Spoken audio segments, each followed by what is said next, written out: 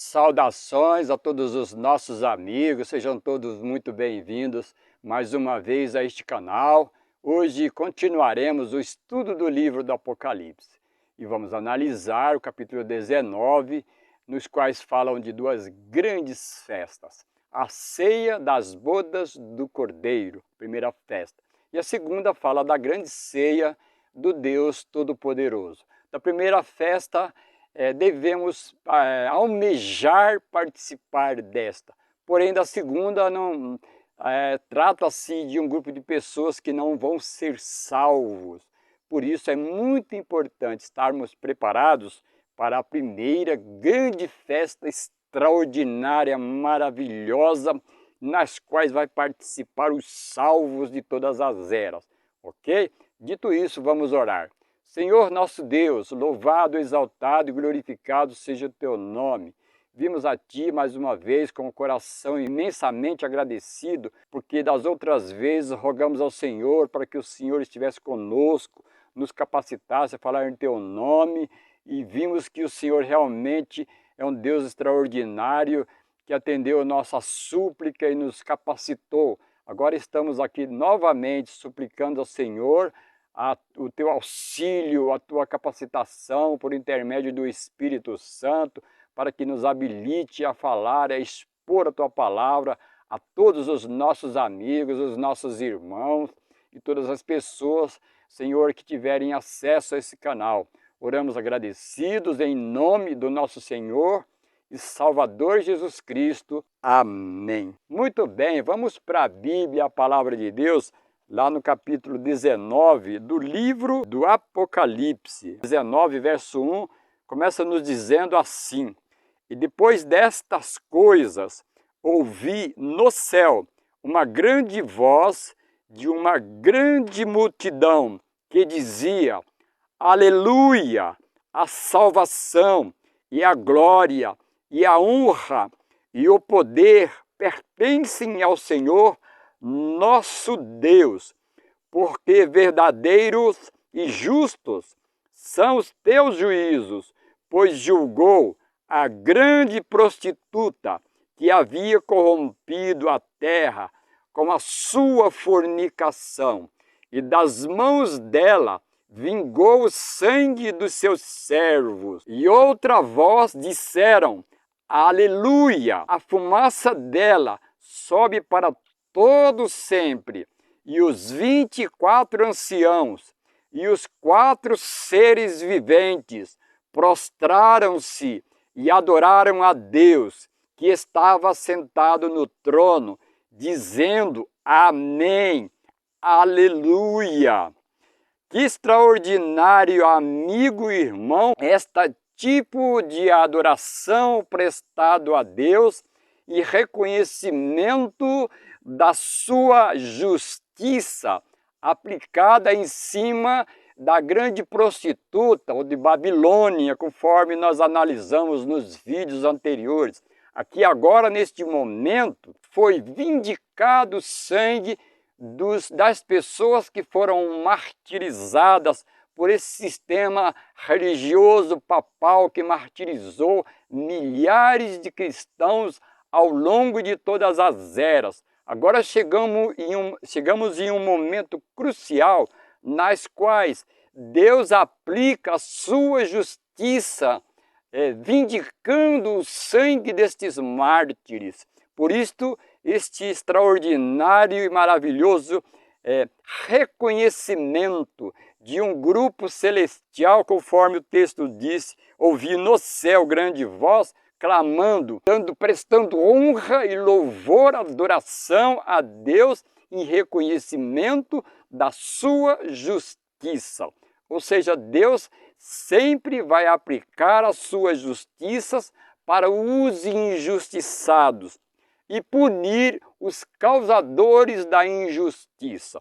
Ok, amigos? Muito bem, agora nós vamos ler a outra parte, agora dos versos 5 até o verso 9, que diz assim: Saiu uma voz do trono que dizia, do trono de Deus lá no céu: Louvai o nosso Deus, vós todos os seus servos, E vós os que temeis, assim pequenos como grandes, novamente sai uma voz lá do trono de Deus e dizendo, clamando para que prestem louvor a Deus.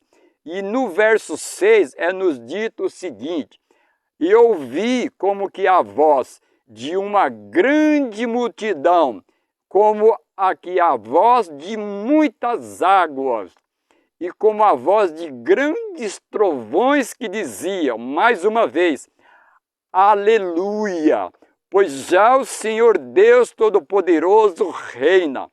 Regozijemo-nos e alegremo-nos e demos-lhe glória, porque vindas são as bodas do Cordeiro, e já a sua esposa se atavinhou. Portanto, esse texto está nos dizendo com bastante clareza sobre um clamor para que prestem louvor a Deus, tanto pequenos como grandes, e em seguida é atendido este pedido de louvor. E ouve-se uma voz de uma grande multidão. Repetidas vezes nós vemos no texto a expressão aleluia. Este termo aleluia é uma palavra que não existe tradução para nenhuma língua no mundo. Todas as línguas existentes no mundo não existe tradução. Todos dizem aleluia. Ok, amigos? Muito bem, agora o verso 8 diz assim: e foi-lhe dado que vestisse do linho fino, puro e resplandecente, porque o linho fino são as justiças dos santos. E disseram, escreve, bem-aventurados aqueles que são chamados à ceia das bodas do Cordeiro. Disse-me, estas são as verdadeiras palavras de Deus. Nós vamos analisar aqui um verso, mais um texto do livro de Apocalipse, que vai nos esclarecer relativo a essa questão de porque vindas são as bodas do Cordeiro e já sua esposa atavinhou, ok? Nós vamos ver lá em Apocalipse 21, nos versos 9, 10 e o verso 2, do que está falando. Quem é esta esposa que se aprontou? Apocalipse 21, verso 9, diz assim.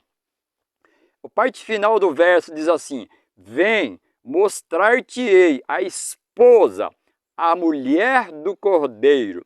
Em seguida, no verso 10 diz assim: levou-me em espírito a um grande alto monte, e mostrou-me a grande cidade, a santa Jerusalém, que de Deus descia do céu. Verso 2, e eu, João, vi a santa cidade, a nova Jerusalém, que de Deus descia do céu, preparada como esposa adornada para o seu marido. Portanto, este texto está nos esclarecendo o verso que nós acabamos de ler, o verso 7, onde diz, vindas são as bodas do Cordeiro, e já sua esposa atavinhou. Portanto, esta esposa não está falando da igreja, está falando da Nova Jerusalém. Agora, o que é muito extraordinário é que está no verso 9, que diz assim: bem-aventurados aqueles que são chamados à ceia das bodas do Cordeiro.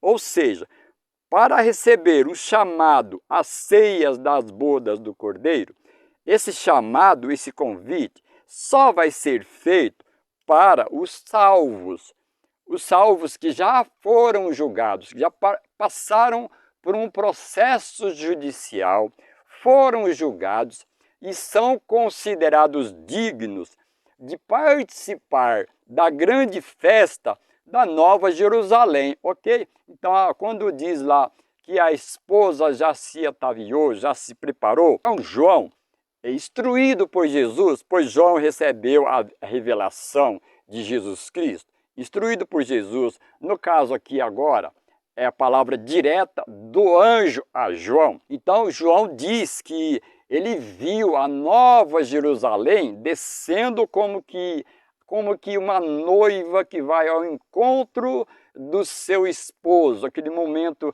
extraordinário nas quais é dado toda a ênfase no casamento. É um momento muito decisivo. Então existe este paralelo, existe essa comparação.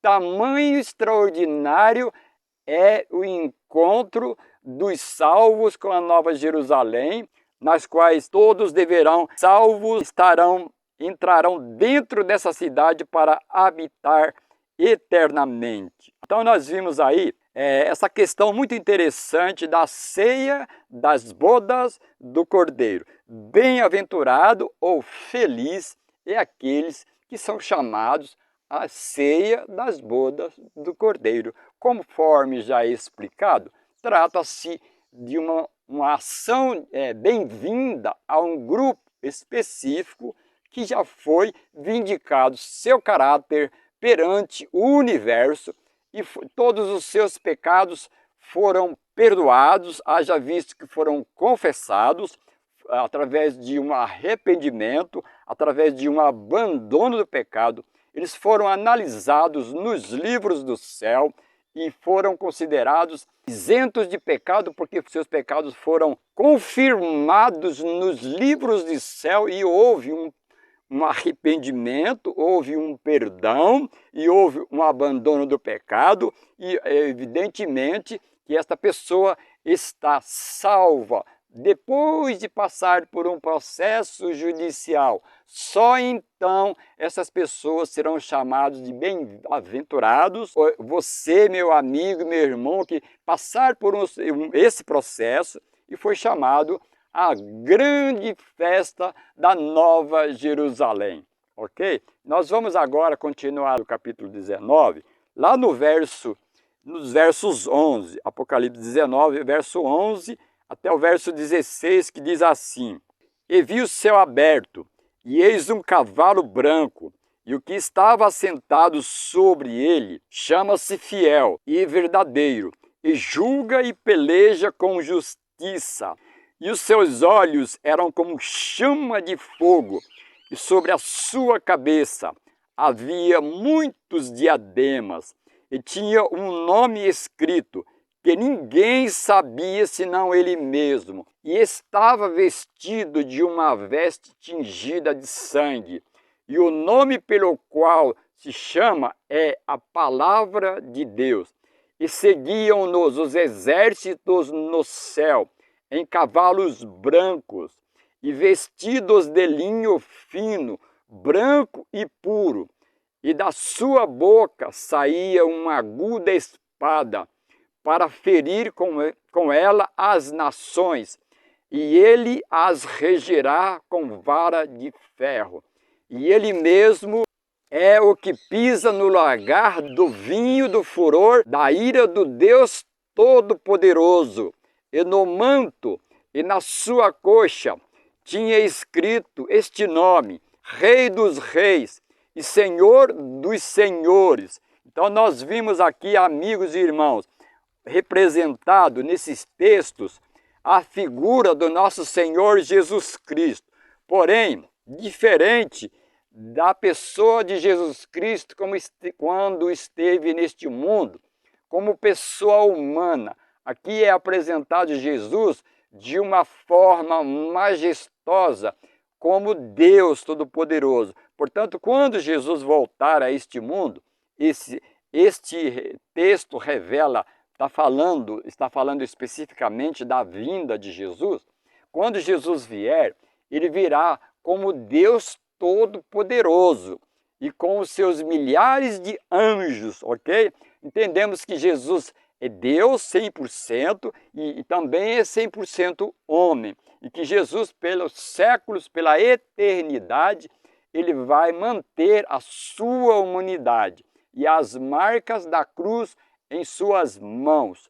Porém, quando Jesus voltar, nesse texto apresenta Jesus como vindo com extraordinário poder e glória. Os textos indicam realmente esta pessoa de Jesus desta forma gloriosa, que não é apresentada nos outros textos que falam da segunda vinda de Jesus. Mas aqui Apocalipse 19, concluindo essa questão, essa sequência de textos que estamos analisando nos vídeos, nós vemos agora aqui um ápice do livro do Apocalipse, no qual realmente aborda a segunda vinda de Jesus, ok?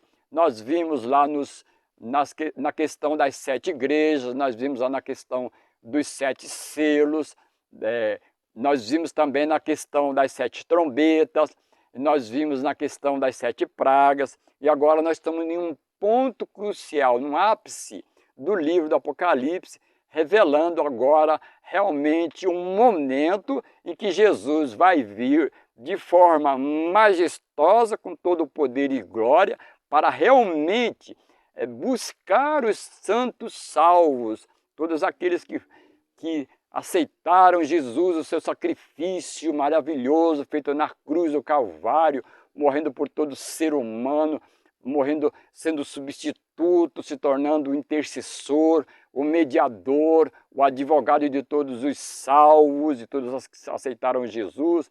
E agora estamos em um momento crucial no livro de Apocalipse. Por isso o texto diz lá, bem-aventurado ou feliz aqueles que são chamados à ceia das bodas do Cordeiro. Bem-aventurado você, meu amigo, meu irmão, que aceitou Jesus, que foi fiel aos seus mandamentos, que obedeceu criteriosamente, que quando pecou, pediu perdão dos seus pecados, suplicou, se arrependeu e agora passou por um processo. Agora somos chamados bem-vindos à ceia das bodas do Cordeiro. Agora vamos ler alguns textos que vai tratar da volta de Jesus, de como será. O primeiro texto está lá no livro de 1 Tessalonicenses, capítulo 4, e os versos 16 e 17, que diz assim: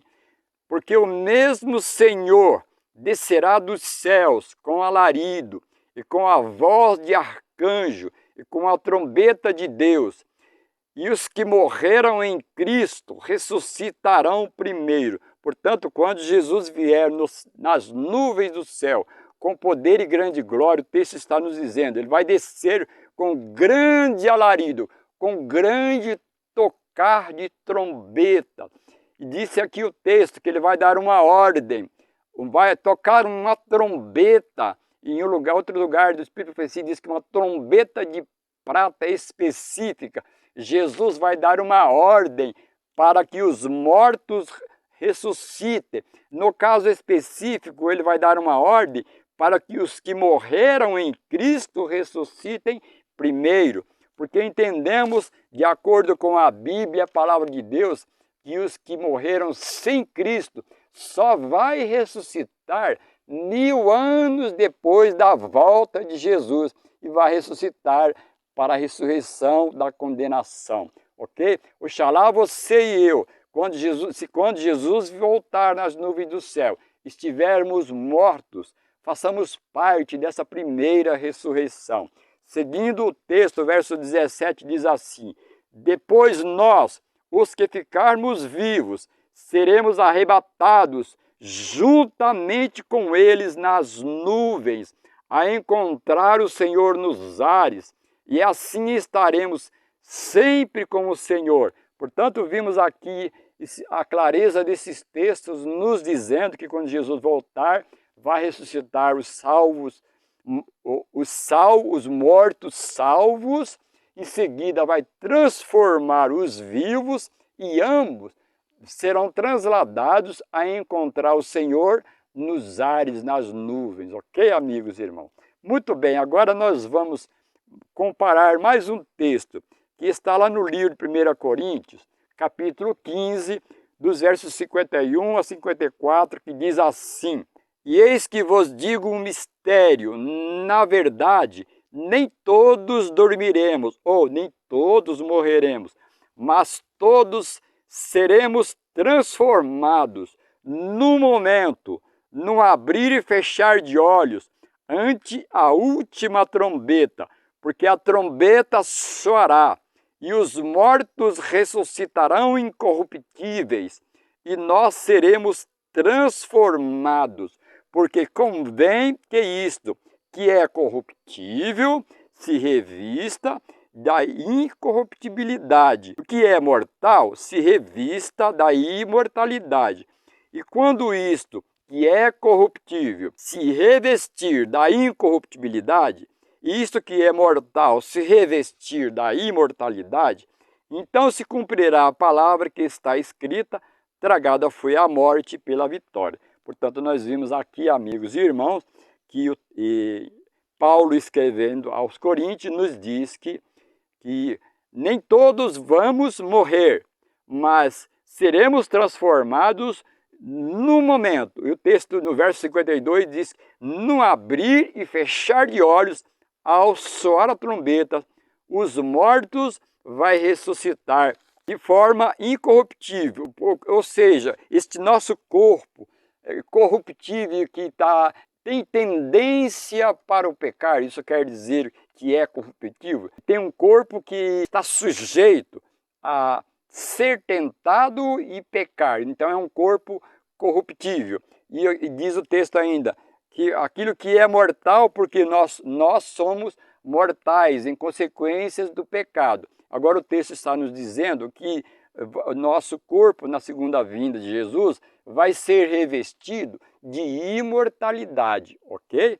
Então ficou claro o texto. E no verso 54 diz que quando isto ocorrer, então estará cumprir-se-á a palavra que está escrita: tragada foi a morte pela vitória. Ou seja, a morte não mais existirá neste momento aqui, a partir de Jesus aplicar esse processo de transformação que ele pode fazer. Ok, amigos? Então vimos aqui os textos sozinhos nos trazem clareza relativo a este assunto. No capítulo 14 e o verso 14, que diz assim: e serás bem-aventurado, porque eles não têm compensar, mas recompensado te será na ressurreição do justo. Portanto, quando é que as pessoas vão ser recompensadas? Quando morre, o texto está nos dizendo que os salvos mortos serão compensados quando Jesus voltar e ressuscitar o seu corpo. Aí receberá a recompensa, e não quando morre. Quando nós morremos, nós vamos para a sepultura e lá vamos aguardar a volta de Jesus, se morrermos salvos. Se não morrermos salvos, Jesus vai voltar, os que não foram salvos vai continuar na sepultura por mais 1000 anos, e posteriormente, quando a nova Jerusalém descer do céu com os salvos, aí este grupo de pessoas que não foram salvos ressuscitarão. Por isso que disse no começo do texto sobre os dois grupos de pessoas que existirão quando Jesus voltar: os salvos e os perdidos. Um vai fazer parte de uma grande, extraordinária festa, e o outro vai fazer parte de uma outra festa que nós vamos analisar agora nos textos a seguir. 2 Tessalonicenses 1, 7-9 diz assim: e a vós que sois atribulados, descanso conosco, quando se manifestar o Senhor Jesus desde o céu com os seus anjos, no seu poder, com labareda de fogo, tomando vingança dos que não conhecem a Deus e dos que não obedecem ao Evangelho de nosso Senhor Jesus Cristo, os quais por castigo padecerão eterna perdição, longe da face do Senhor e da glória do seu poder. Portanto, o texto está nos dizendo que aos salvos, quando Jesus manifestar no seu poder, vai receber a recompensa. Porém, com o outro grupo, será muito desastroso, será muito trágico para as pessoas que rejeitaram Jesus. Tudo que o céu podia fazer para salvar foi feito. Durante tanto tempo, Jesus esteve apelando às pessoas, durante todo o tempo da existência de muitas pessoas. E essas pessoas não aceitaram, recusaram. Também o texto nos disse que o grupo de pessoas que aceitou, mas que não obedeceu, também estarão entre o grupo dos que não serão salvos. Oxalá você e eu façam parte deste grupo dos salvos, amigos e irmãos. Outro texto, 2 Tessalonicenses, ainda agora o verso 8, que diz assim: então será revelado o iníquo, a quem o Senhor desfará pelo espírito de sua boca e aniquilará pelo esplendor da sua vinda. Então, nesta ocasião, dá para se saber quem será o salvo, quem não será, pois haverá dois grupos distintos. Uns participarão da transformação, ressurreição dos mortos e transformação dos vivos, e outros não farão parte, ok? E dá para, neste momento, poderá perceber e saber quem realmente não faz parte deste grupo, ok? Lá no capítulo 19 do Apocalipse, ainda nos diz o seguinte: e os demais foram mortos com a espada que saía da boca que estava daquele que estava sentado sobre o cavalo, e todas as aves se fartaram de suas carnes. Então as demais pessoas, quando Jesus voltar, que não estiverem entre os salvos, sofrerão a destruição. E o texto nos diz que a própria presença de Jesus será um fogo consumidor para as pessoas que não tiveram os seus pecados confessados, perdoados e abandonados. A presença de Jesus será um fogo consumidor, porque Jesus e o seu poder, e a sua glória, a sua santidade e a sua majestade, como um fogo em uma palha. Então Jesus é como um míssil que vai ser atirado em um alvo, ok, meu amigo? Então o alvo é o pecado, mas se a pessoa está com os seus pecados, não foram perdoados, nem abandonada, ela está com os seus pecados, então a pessoa sofrerá o efeito glorioso da presença de Jesus em seu poder e grande glória, ok? O texto está nos dizendo isso. Agora, lá no livro de Jeremias, capítulo 25 e o verso 33, é um dos textos mais terríveis que pode estar escrito na Bíblia, na palavra de Deus, mas está relacionado com as pessoas que não forem salvas. Vejamos o teor do texto. Diz assim: e serão os mortos do Senhor naquele dia, desde uma extremidade da terra até a outra. Não serão pranteados, nem recolhidos, nem sepultados, mas serão por esterco por sobre a face da terra. Amigos, muitas pessoas que pregam a segunda vinda de Jesus não leem esses textos, porque consideram que não devem ser lidos. No entanto, todas as pessoas precisam saber o que vai acontecer com os perdidos, para não fazer parte deste grupo, porque lendo esses textos vai nos fazer sonhar, lutar, almejar por nossa salvação e não estar incluído entre os perdidos, que o texto está nos dizendo que vai ser como esterco espalhado pela face da terra, amigo. Parece que Deus é injusto, mas Deus foi tremendamente longânimo, paciente, compassivo, misericordioso, amoroso, mas as pessoas não quiseram. Então agora é o momento de Deus aplicar a sua justiça. Deus é misericordioso, mas é justo. O seu governo requer que ele seja justo. Portanto, é muito trágico este momento, amigo e irmão. Não podemos fazer parte deste grupo de pessoas que estará como adubo, como esterco na face da terra. Não desejo que nenhum de você, meu amigo, faça parte deste grupo de pessoas. Veja outro texto, lá mesmo no capítulo 19 do livro de Apocalipse. Veja os versos 17 e 18, que diz assim: e vi um anjo que estava no sol, e clamou com grande voz, dizendo a todas as aves que voavam pelo meio do céu: vinde, ajuntai-vos à ceia do grande Deus, para que comais carnes de reis, carne de tribunos, e carne de fortes, e carne de cavalos, e de todos eles que se assentam, e a carne de todos os homens livres e servos, pequenos e grandes. Amigo, o texto está nos dizendo que vai haver uma convocação para as aves comerem carne de cadáveres. O texto, a Bíblia, a palavra de Deus, está nos dizendo que isto vai ocorrer, ok? Um convite, por isso eu disse no começo do vídeo que vai haver duas festas. A ceia das bodas de Cordeiro, que é as bem-vindas, chamado e convite para os salvos para entrar na Nova Jerusalém. Agora é feito um outro convite às aves para participar de uma ceia ou de uma festa para comer carne de animais, carne de gente que estarão espalhados para a terra posteriormente a Jesus voltar, ou em consequência da volta de Jesus, porque não estavam preparados para a volta de Jesus, agora fazem parte de um grupo de pessoas que não estão salvos.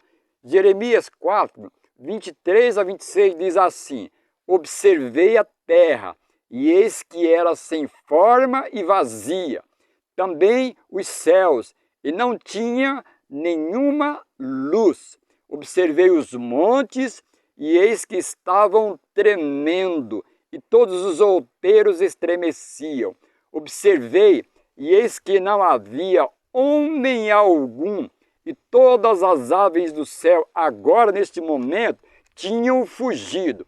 Vi também que a terra fértil era um deserto, e todas as suas cidades estavam derrubadas diante do Senhor, diante do furor da sua ira. Portanto, amigos e irmãos, quando Jesus voltar, em consequência da sua segunda vinda, com o poder e toda a glória, conforme diz os textos, Apocalipse 19, 11 a 16, nas quais apresenta Jesus vindo de forma gloriosa, majestosa, com todo o poder e com toda a glória, com todos os seus anjos, lá simbolizados por montados em cavalos brancos. Quando ele vier, ele vai ressuscitar os salvos.